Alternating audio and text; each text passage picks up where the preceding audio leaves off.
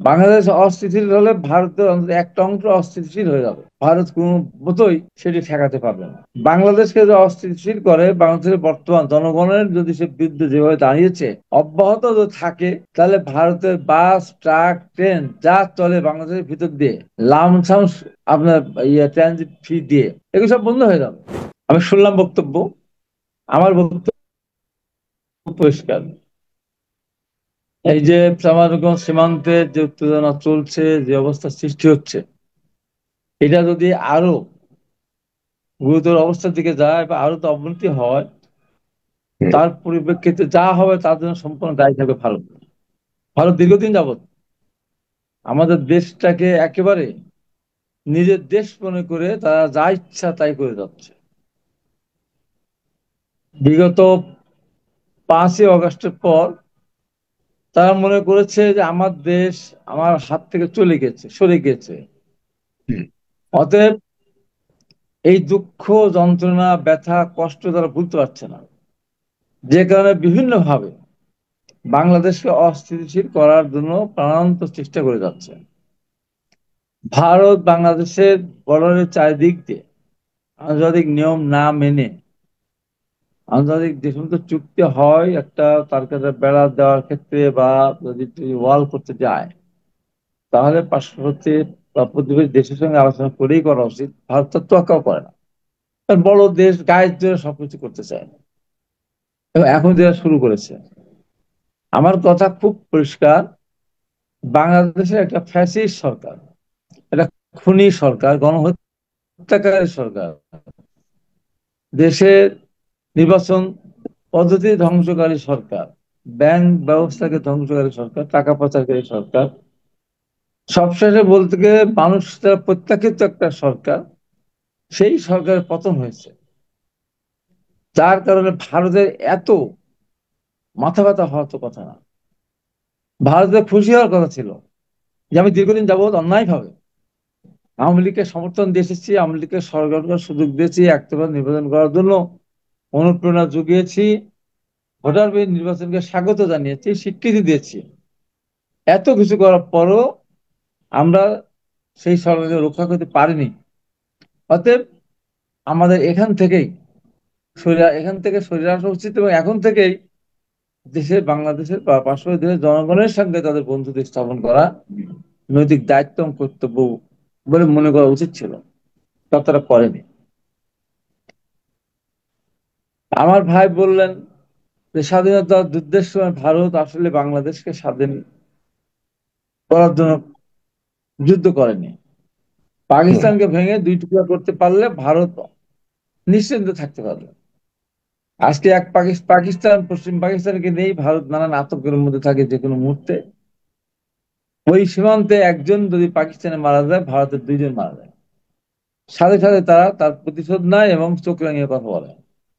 যদি এক পাকিস্তান থাকতো, তাহলে এবারেও তারা ওই চিন্তা ভাবনার ভিতরে, ভয়ের ভিতরে থাকতো। তারা এই কারণেই, তার এখন তাদের ব্যবহার, আচার আচরণে আমরা মনে করি যে ভারত মন থেকে বাংলাদেশ স্বাধীনতা চায় নাই। পাকিস্তান ভেঙে গেলে তাদের লাভ হবে, সেই কারণে তারা সেদিন বাংলাদেশকে সহায়তা করেছিল। তা নাহলে মনে প্রাণে চাইলে আজকে সেই দেশটি যেন মাথা উঁচু করে দাঁড়াতে পারে, সেই সাহায্য সহযোগিতা করা উচিত ছিল ভারতের, তা তো করছে না।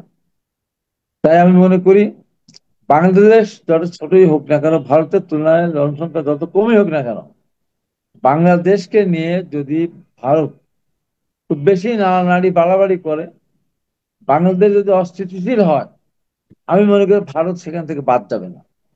বাংলাদেশ অস্থিতিশীল হলে ভারতের অন্তত একটা অংশ অস্থিতিশীল হয়ে যাবে। ভারত কোনো মতোই সেটি ঠেকাতে পারবে না। বাংলাদেশকে যদি অস্থিতিশীল করে, বাংলাদেশের বর্তমান জনগণের যদি সে বিরুদ্ধে যেভাবে দাঁড়িয়েছে অব্যাহত যদি থাকে, তাহলে ভারতের বাস, ট্রাক, ট্রেন যা চলে বাংলাদেশের ভিতর দিয়ে লামসাম আপনার ট্রানজিট ফি দিয়ে, এগুলো সব বন্ধ হয়ে যাবে। মানুষ বের হতে দিবে না, মানুষ যেতে দিবে না, ভারতের পণ্য বাংলাদেশ ভিতরে প্রবেশ করতে দিবে না। ভারতের এই কথাগুলো মনে রাখা উচিত। ভারতের পণ্য চট্টগ্রাম বন্দরে আসলে আমাদের জাহাজের মাল খালাস না করে ভারতের মাল তাড়াতাড়ি খালাস করে তাদেরকে পাঠিয়ে দেওয়া হয়। এই অবস্থা চলতে থাকলে আমরাও এই দেশের জনগণ তখন চট্টগ্রাম বন্দর থেকে ভারতের কোনো মালামাল খালাস করতে দিবে না। এটা খুব হুম। স্বাভাবিক। এই কথা বলি মনে হয় ভারত কোনোভাবেই ভাবছে না। ভারত মনে করেছে আবারও তাদের যে দোসর বা তাদের যে ট্রাস্টেড এবং ট্রেস্টেড আওয়ামী লীগ, সেই আওয়ামী লীগকে আবার তারা রাষ্ট্রীয় ক্ষমতা আনতে চায়, শেখ হাসিনাকে আবার রাষ্ট্রীয় ক্ষমতা ফিরিয়ে এনে আবার প্রধানমন্ত্রী হিসাবে তারা দেখতে চান, যেটা আদৌ সম্ভব না। এই বাংলাদেশে আর কোনোদিন আওয়ামী লীগের আওয়ামী লীগ সরকারের হয়ে শেখ হুম। হাসিনার প্রধানমন্ত্রী হওয়ার কোনো সুযোগ নেই। এ জীবনে অন্তত নেই। পুনর্জন্মের কি হবে ওটা জানি না, যদি আমরা তো যদি পুনর্জন্ম বিশ্বাস করি না। তো হুম। সেই রকম একটা দলকে নিয়ে, সেই রকম একজন নেতাকে নিয়ে, সেই রকম একটা মানবতা বিরোধী একজন মানুষকে নিয়ে ভারত কেন এই খেলা মেতে উঠেছে আমি জানি না। হুম। পৃথিবীর কোন দেশ যাকে জায়গা দিল না। আপনার যুক্তরাজ্য বা অন্যান্য দেশের মানবিক দেশগুলি আছে, তারা রাজনৈতিক আশ্রয় দেয় বা যারা যায় সে দেশে তাদেরকে আশ্রয় দেয়, থাকার ব্যবস্থা করে, খাবার ব্যবস্থা করে, ভাতা দেয়। এমন একটি মানুষ, এমন একজন মানুষ, এমন একজন সরকার প্রধান হুম। যাকে পৃথিবীর কোন দেশ জায়গা দিল না, কোথাও কোনো দেশ নিল না। ভারতও নিতে চায়নি এই প্রথম দিকে আমরা শুনেছিলাম। পরবর্তী সময় ভারতে যখন রেখে এসেছে, আমাদের দেশ থেকে ভারত দাবি করেছে বাংলাদেশ সেনাবাহিনী একটি বিমানে করে তাকে রেখে আসা হয়েছে ভারতে। ভারতে রেখে আসার পর সেখান থেকে যে প্রতিনিয়ত বাংলাদেশ জনগণের বিরুদ্ধে, বাংলাদেশ বিরোধী যে সমস্ত বক্তব্য দিয়ে যাচ্ছে, ভারতের উচিত সেটি আর বন্ধ করে দেওয়া, না হয়তো ভারতের উচিত তাকে ভারত থেকে বের করে দেওয়া, অন্য দেশে পাঠিয়ে দেওয়া, যদি ভালো ভাষায় বলি। আমি মনে করি ভারতের সামনে এর বাইরে আর কোনো অপশন আছে বলে মনে করি না। দ্বিতীয়ত কিন্তু আমরা আছে, দেখছি ভারতে যেহেতু সে শেখ হাসিনার খুনি, পর শেখ হাসিনার যেহেতু ভিসার মেয়াদ মানবতা বিরোধী, বাড়িয়েছে। তাকে হুম। ইন্টারপোলের মাধ্যমে ইন্টারপোলের মাধ্যমে তাকে বাংলাদেশে নিয়ে আসা অবশ্যই ব্যবস্থা করতে হবে। কারণ বাংলাদেশে আওয়ামী লীগ যখন ক্ষমতায় ছিল তখনই তারা চুক্তি করেছিল, বন্দি বিনিময় চুক্তি বলেন বা সন্ত্রাসীদেরকে ফিরিয়ে আনার চুক্তি বলেন, বাংলাদেশ সরকার করেছিল ভারতের সঙ্গে, যে কারণে বাংলাদেশের অনেক সন্ত্রাসীদেরকে সেই সব ভারত থেকে ধরে নিয়ে আসছিল।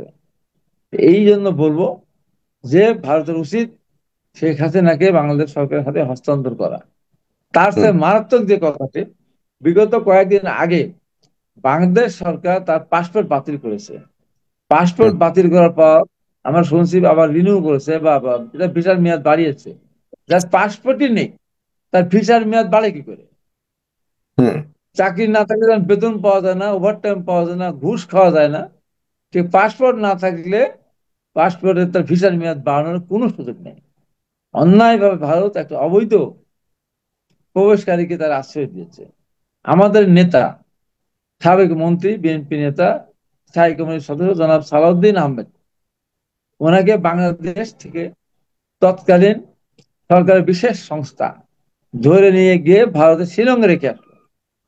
শিলংয়ে রেখে এসেছে সেই সময় সরকার। তারপরে সেই সালাউদ্দিন আহমেদকে ভারত কারাগারে রাখলো, পাঠিয়ে দিল না, ভালোভাবে থাকার ব্যবস্থা করলো না। এখন যেমন রাজার বেটি রাজার হালে রেখেছে রাজার এই প্রধানমন্ত্রীকে, সালাউদ্দিন আহমেদকে কিন্তু সেভাবে রাখা হয়নি। তাকে অবৈধ অনুপ্রবেশকারী হিসাবে, যদিও তাকে ধরে পাঠিয়ে দিয়েছিল বাংলাদেশ সরকারের সেই সময় গোয়েন্দা সংস্থার লোকজন, তাকে কিন্তু কারাগারে রাখা হয়েছিল। দীর্ঘদিন তাকে কারাভোগ করতেছে, তার বিরুদ্ধে মামলা হয়েছিল। সেই মামলা মানে আইনি লড়াই, সেই মামলা থেকে মুক্ত হয়ে এসেছেন। আর পাশাপাশি একই দেশের বাসিন্দা, ইনি ছিলেন মন্ত্রী, উনি প্রধানমন্ত্রী।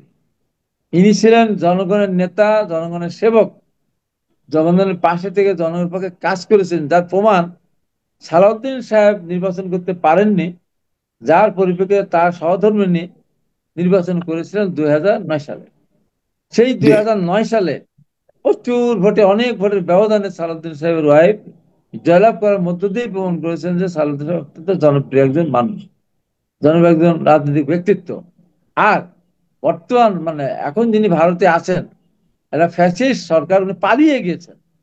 পৃথিবীর ইতিহাসে এর চেয়ে অসম্মানিত হয়ে, অপমানিত হয়ে পৃথিবীর ইতিহাসে কেউ এইভাবে দিনে দুপুরে পালিয়ে যায়নি।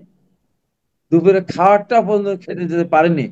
সেই একজন মানুষকে নিয়ে যদি ভারত আশা করে, চিন্তা করে আগামী দিনে আবার তার নেতৃত্বে আওয়ামী লীগের রাষ্ট্রীয় ক্ষমতা নিয়ে আসবে, এবং প্রতিবেশী দেশের সঙ্গে সুসম্পর্ক বজায় রাখবে, প্রতিবেশী দেশের সঙ্গে সুসম্পর্ক বজায় রেখে সামনের দিকে মান সম্মানের সাথে আপনার বিশ্বের বুকে জি। মাথা উঁচু করে দাঁড়িয়ে কথা বলবে, সেই সুযোগ কিন্তু ভারতের নেই। আর সেই সুযোগ এমনি নেই। তো চারিপাশে তার জি। ভারতের বিরুদ্ধে সমস্ত রাষ্ট্রগুলো।